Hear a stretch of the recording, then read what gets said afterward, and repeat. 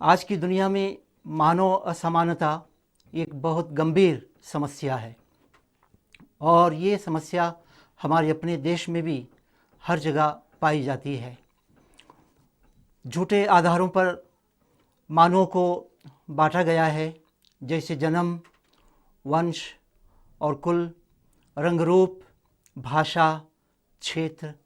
इन आधारों पर मानवता के बीच में ऐसी दीवारें खड़ी की गई हैं कि जिसका परिणाम ये निकल रहा है कि समाज के अंदर मानव आपस में भाई भाई के रूप में प्रेम और शांति भाईचारा के साथ रहने के बजाय एक दूसरे के लिए शत्रु बने हुए हैं और समाज के अंदर अन्याय, अत्याचार, हिंसा और हत्या ये सब व्यापक हैं। आज के युग में भी हमारे समाज के अंदर मानव के बीच अंतर और डिस्क्रिमिनेशन है और ऊंच नीच और छूत छात का रिवाज आज भी है।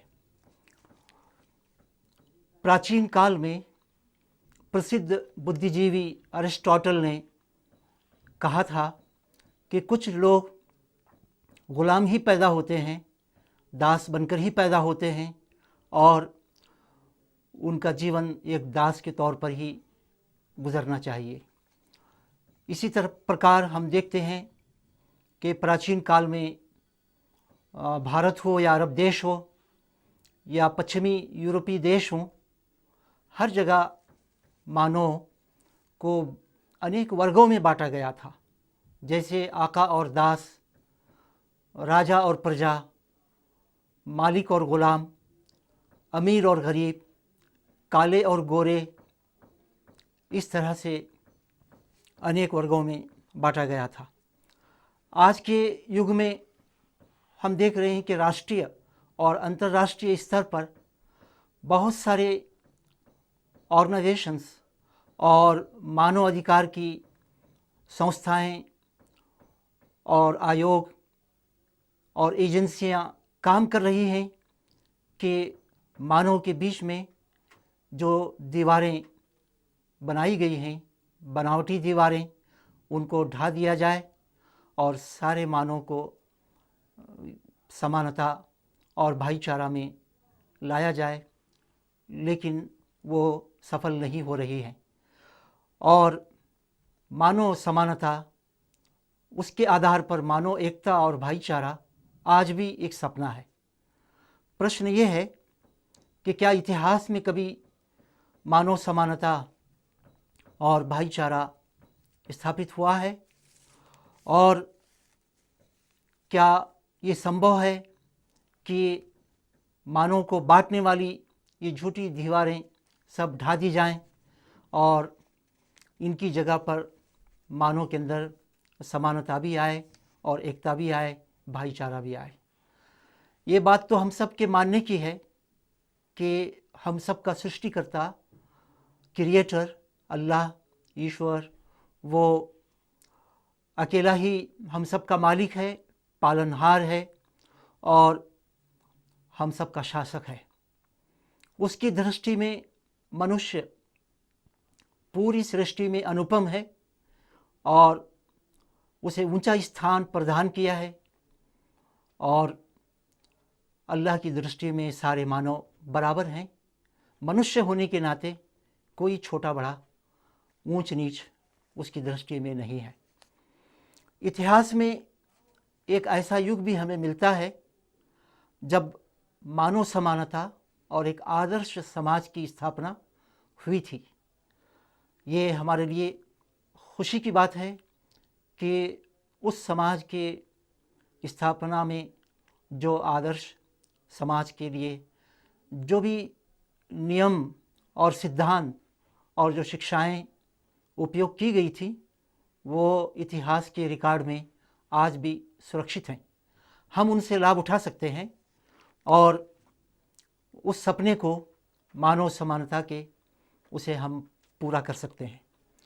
आज से 1400 वर्ष पहले की बात है जब पूरे विश्व में मानव असमानता की गंभीर परिस्थिति पाई जाती थी, अल्लाह की ओर से 570 सन ईस्वी में 570 सन ईस्वी में मोहम्मद सल्लल्लाहु अलैहि वसल्लम पीस बी अपॉन हिम, वो अरब देश के मक्का नगर में उन्होंने जन्म लिया और 40 वर्ष की आयु में उन्होंने मानव को बताया। उन्हें पूरे मानव जाति के लिए संदेष्टा यानी प्रॉफिट या मैसेंजर बनाकर भेजा गया है। उन्होंने ये भी बताया कि वे पहले मैसेंजर या संदेष्टा नहीं हैं। उनसे पहले धरती पर जो मनुष्य के तौर पर आए थे आदम, वो सबके पिता और पहले संदेष्टा या मैसेंजर थे। उसी संदेष्टाओं के सिलसिले की आखिरी कड़ी मोहम्मद सल्लल्लाहु अलैहि वसल्लम है।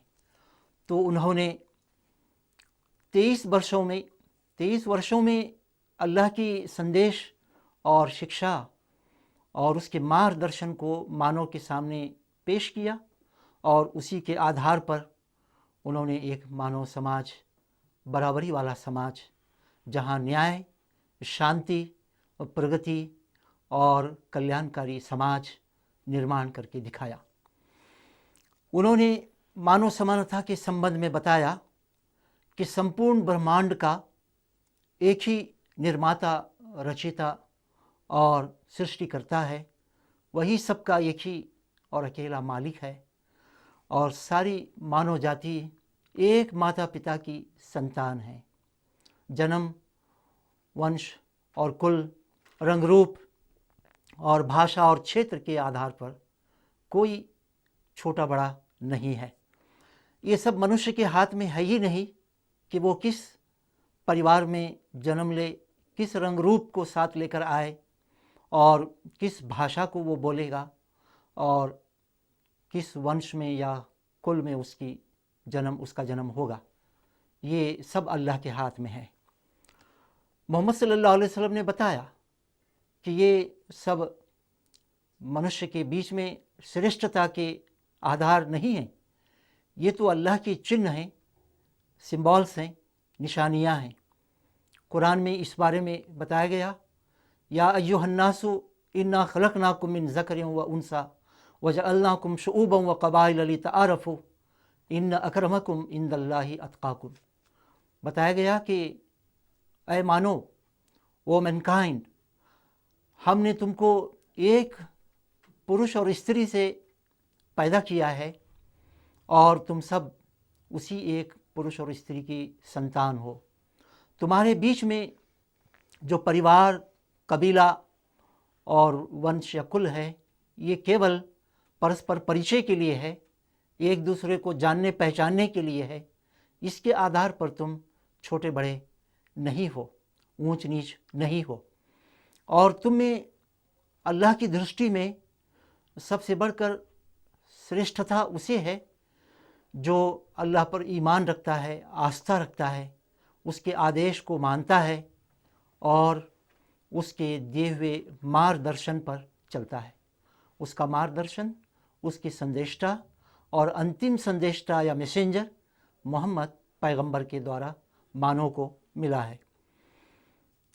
इसी तरह से स्त्री और पुरुष के बीच में भी अंतर या डिस्क्रिमिनेशन ठीक नहीं है। अल्लाह की दृष्टि में ये दोनों बराबर हैं, परंतु इनका कार्य क्षेत्र मात्र अलग अलग है।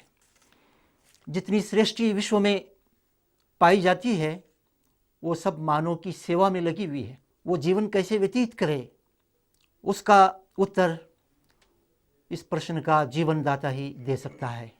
जिसने जीवन दिया है वही बता सकता है कि उसने जीवन किस उद्देश्य के लिए दिया है। कुरान में ये बात बताई गई और पैगंबर मोहम्मद सल्लल्लाहु अलैहि वसल्लम, पीस बी अपॉन हिम, उन्होंने भी बताया कि मानव जीवन का उद्देश्य ये है कि वो अपने व्यक्तिगत और सामूहिक जीवन में अल्लाह के आदेश और अल्लाह की दिए हुए शिक्षा और मार्गदर्शन पर चलकर सफलता पाए। जब मनुष्य इस बात को स्वीकार कर लेता है और अपने पूरे जीवन में अल्लाह के समक्ष समर्पित करता है पूरे जीवन को, तो उस वक्त मानव जीवन के अंदर बराबरी पैदा होती है और कोई ऊंच नीच और छोटे और बड़े का कोई कंसेप्ट या कोई स्थिति उसके सामने नहीं आती, क्योंकि एक अल्लाह को अपना सृष्टिकर्ता और शासक मान लेने और सारे मानव उसके आदेश और मार्गदर्शन पर चलने वाले जब बन जाते हैं तो उनके बीच में बराबरी बनती है। इस प्रकार पूरे मानव का इस आधार पर दो भागों में विभाजन होता है। एक तो उसको इस प्रकार से मानने वाले, उसके मार्गदर्शन पर चलने वाले, और दूसरा उसका इनकार करने वाले या उसे अस्वीकार करने वाले। लेकिन ये बात बताई गई कि उसके मार्गदर्शन को और उसके ऊपर ईमान लाने से अस्वीकार करने वाले जो भी मानव होंगे, उनको जितने उनके अधिकार हैं वो अधिकार सुरक्षित हैं, वो बेइज्जती उनकी नहीं की जा सकती, उनके लिए द्वेष और घृणा नहीं हो सकती। तो इस तरह से मोहम्मद पैगंबर सल्लल्लाहु अलैहि वसल्लम ने अरब देश में उस समाज के अंदर आज से 1400 वर्ष पहले एक बराबरी के आधार पर मानव समाज को स्थापित करके दिखाया।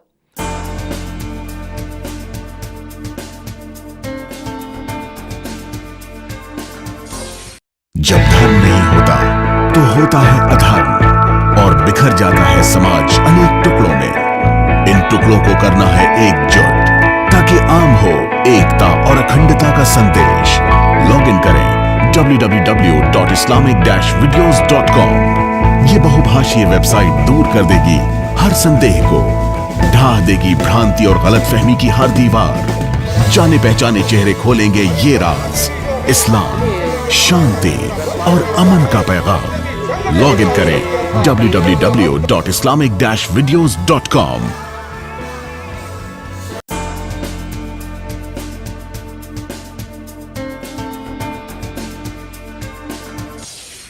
कुरान की शिक्षाओं के साथ खुद उन्होंने भी अपने उपदेश में कई बातें बताई हैं मानव बराबरी के लिए। एक उपदेश में उन्होंने बताया कि ओ मानो, तुम सब जागरूक रहो, तुम सब का मालिक और पैदा करने वाला एक अल्लाह है। किसी अरब वाले को किसी गैर अरब वाले पर, और किसी गैर अरब वाले को किसी अरब वाले पर, किसी काले को किसी गोरे पर, और किसी गोरे को किसी काले पर कोई ऊंचा स्थान या बड़ाई प्राप्त नहीं है। वो सब अल्लाह की निगाह में बराबर हैं, परंतु जिसके अंदर तकवा है वो श्रेष्ठ है या वो ऊंचा स्थान प्राप्त करने वाला है। तकवा क्या है? तकवा ये है कि अपने पैदा करने वाले मालिक को जानना और पहचानना, और उसके आदेश, उसके मार्गदर्शन पर चलना, उसके आज्ञा पालन बनकर जीवन व्यतीत करना, और उसकी आदेश का, शिक्षाओं का उल्लंघन करने से बचकर जीवन व्यतीत करना, ये तकवा है। एक दूसरे उपदेश में पैगंबर मोहम्मद सल्लल्लाहु अलैहि वसल्लम ने बताया कि सारे मानव आदम की संतान हैं और अल्लाह ने आदम को मिट्टी से पैदा किया था, इसलिए जन्म के आधार पर तो कोई बड़ा छोटा नहीं हुआ, सब मिट्टी से, एक ही मिट्टी से बनाए गए हैं। सबके शरीर में एक ही खून, रक्त दौड़ रहा है। मोहम्मद पैगंबर पीस बी अपॉन हिम, उन्होंने केवल उपदेश और शिक्षा ही नहीं दी, बल्कि जैसा मैंने बताया, एक मानव समाज को बराबरी के तौर पर आदर्श समाज का मॉडल भी दिया है। ये भी इतिहास में सुरक्षित है, और आप देख सकते हैं कि आज भी 1400 वर्ष गुजरने के बाद मुसलमानों के अंदर 5 वक्त दिन में नमाज पढ़ना होता है, और ये मस्जिद में खंदे से खंदा लगाकर एक ही सफ़ में खड़े होकर, एक ही लाइन में, कतार में सब लोग नमाज पढ़ते हैं। अगर कोई पूंजीपति मुसलमान समाज में बहुत ही ज्ञान ध्यान रखने वाला देर से मस्जिद में पहुंचता है तो उसकी जगह आखिरी में होगी, आखिरी लाइन में, और एक गरीब और कमज़ोर मुसलमान पहले ही मस्जिद में पहुंच जाता है तो वो पहले ही लाइन में नमाज़ पढ़ने का अधिकार उसे मिल जाता है।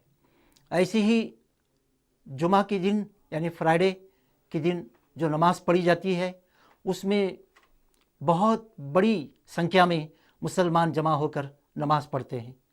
2 ईद मुसलमानों के अंदर आते हैं साल में, एक रमज़ान के रोज़े रखने के बाद की ईद, उसे रमज़ान की ईद कह सकते हैं, और 2-3 महीने के बाद दूसरी ईद त्यौहार, उसमें सारे मुसलमान इकट्ठा होकर नमाज़ पढ़ते हैं। वहाँ कोई बड़ा छोटा नहीं है।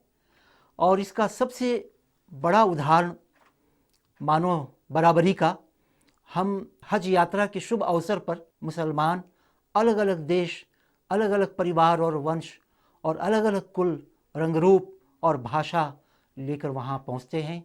उन सब के जिस्म पर 2 चादरें हैं, एक चादर कंधे पर है और एक चादर कमर से नीचे बांधी गई है। बस ये मानव समानता की बहुत बड़ी उदाहरण वहाँ हमें देखने में मिलती है। जैसा कि एक कवि ने कहा है कि एक ही सफ़ में खड़े हो गए महमूद व अयास, न कोई बंदा रहा और न कोई बंदा नवाज, मोहताज व गनी आका और ग़ुलाम तेरी सरकार में पहुँचे तो सभी एक हुए, सभी एक हो गए, कितने भी बड़े हों या कितने भी छोटे हों।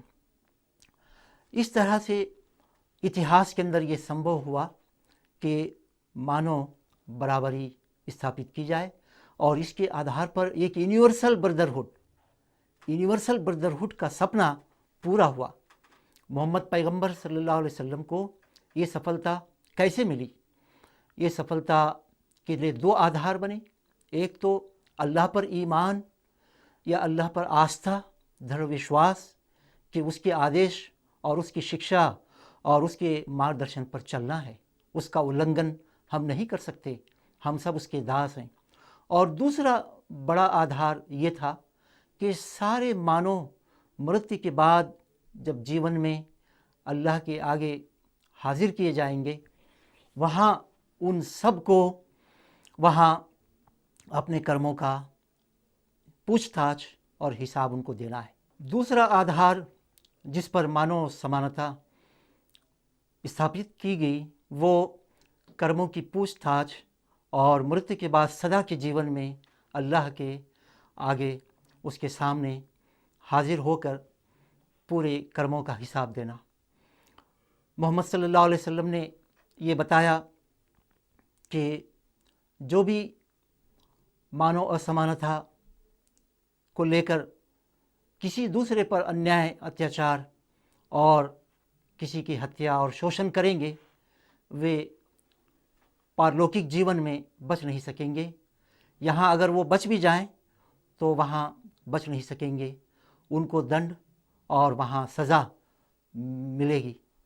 और ये भी बताया कि हर मनुष्य को अपना भाई समझकर मानव की इज़्ज़त और उसकी बराबरी के साथ मिलजुल कर जो लोग अल्लाह के आदेश और उसके मार्गदर्शन पर चलेंगे, वो इस जीवन में सफलता तो अवश्य ही पाएंगे, परंतु मृत्यु के बाद के जीवन में भी वहाँ उन्हें स्वर्ग में प्रवेश करने का पुरस्कार मिलेगा और ये बहुत बड़ी कामयाबी, सफलता है।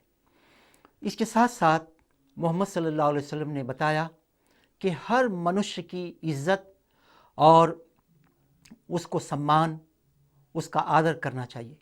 एक बार का उदाहरण मैं आपके सामने रखता हूँ।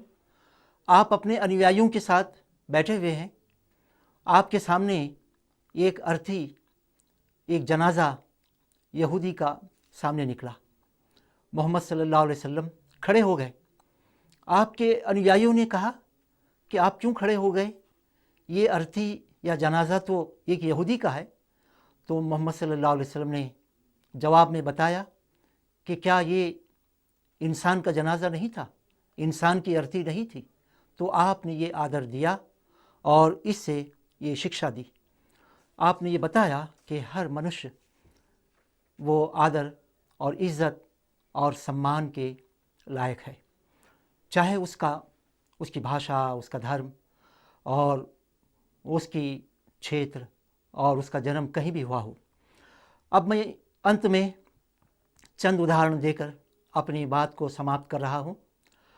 मोहम्मद सल्लल्लाहु अलैहि वसल्लम जब मक्का से मदीना आए और मदीना में 10 वर्षों के बाद बिना युद्ध किए अपने अनुयायियों को लेकर मक्का पर विजय प्राप्त उन्होंने किया, तो उस अवसर पर जो पवित्र मस्जिद थी, खाने काबा उसको कहते हैं, उसकी छत पर अपने एक अनुयायी बिलाल रज़ियल्लाहु अन्हु को ऊपर चढ़ाया ताकि वो वहाँ नमाज के लिए पुकारें, यानी अजान दें।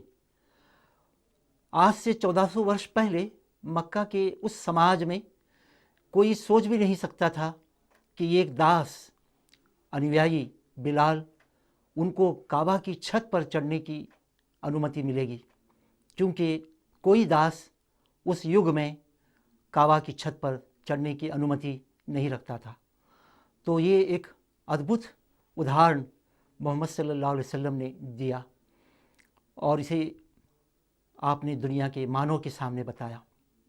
आपकी एक फूफीजात बहन थी, ज़ैनब उनका नाम था, और वो एक बहुत ऊंचे घराने से उनका संबंध था।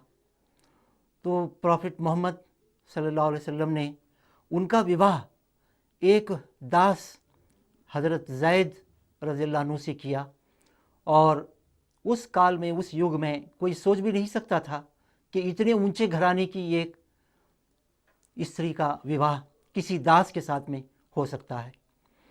ये भी अपने आप में एक अनुपम मिसाल हम कह सकते हैं। आपने कानूनी बराबरी भी स्थापित की।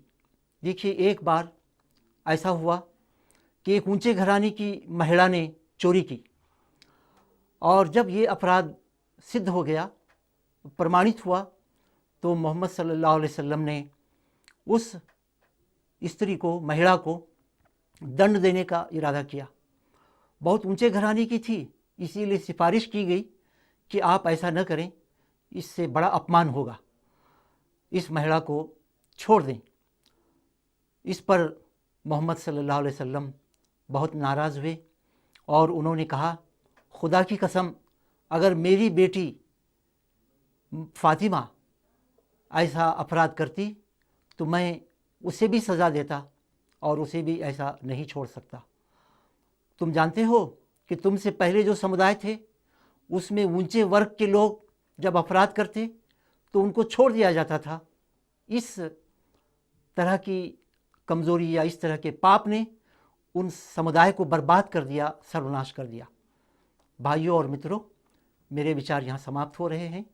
मैं समझता हूँ कि हम सब का ये कर्तव्य बनता है कि हम सब मिलजुल कर अल्लाह के आदेश और उसके मार्गदर्शन को जाने कि वो क्या है, और पैगंबर द्वारा उसे अध्ययन करके समझकर अपने जीवन में लेकर उसे चलें, तो हमारे समाज में असमानता, अन्याय, अत्याचार और जो शोषण हो रहा है वो सब समाप्त होगा, और प्रेम और भाईचारा और शांति के वातावरण के साथ एक मानव बराबरी वाला समाज स्थापित होगा, जिसकी आज भारत को बहुत आवश्यकता है। आप सबका बहुत बहुत धन्यवाद।